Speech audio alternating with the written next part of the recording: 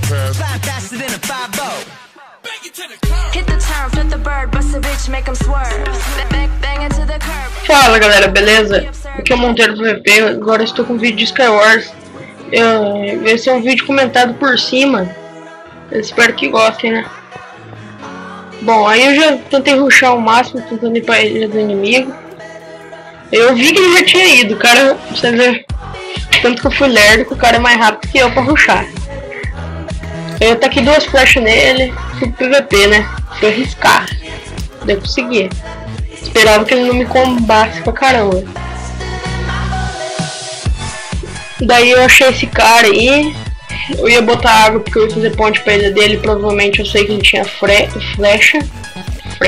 Bem legal, flecha. Daí eu vi que ele tava de tiro. Daí eu falei, ah, beleza, então eu quase caí aí agora. Deu uma flechada no cara. Que eu vou dar agora, né, na verdade. Opa. Agora eu vou fuzilar esse cara de flecha até matar ele. Daí eu matei ele. Daí eu falei, pô, agora tá um só. Agora eu vou pra cima. Eu fui pra cima. Tirei um monte, pulei. Daí eu dei um combo nesse cara aí. Daí eu olhei no chat. O cara chamando eu de hack. Na verdade não era eu achei que era eu. Daí eu fiquei bravo, tipo, chamando de hack, tá ligado? Daí eu falei, ah, chora. Na hora que eu vi não era comigo, daí tipo, eu já fiquei meio com medo, né? O cara tá falando hack no chat. Provavelmente é o outro cara, né? Se o outro cara for hack, eu ia perder essa partida, com certeza. Daí eu tava procurando o cara aí, demorou um pouco pra me encontrar ele. Vocês vão ver aí o que vai acontecer.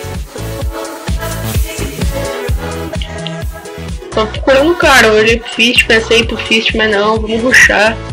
Vai que não encontro. O cara tá com uma flash minha, eu não caí. Meio que bugou a água ali. Eu não caí. O cara mandou GG no chat, né?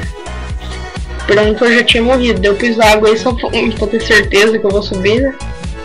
Eu não sabia se o cara tava chegando, não tinha visto, mas agora eu vi ele ali. Taquei uma flecha nele, daí eu dei um pequeno combo nele e ganhei. GG easy. Lá GG antes da hora, se ferrou.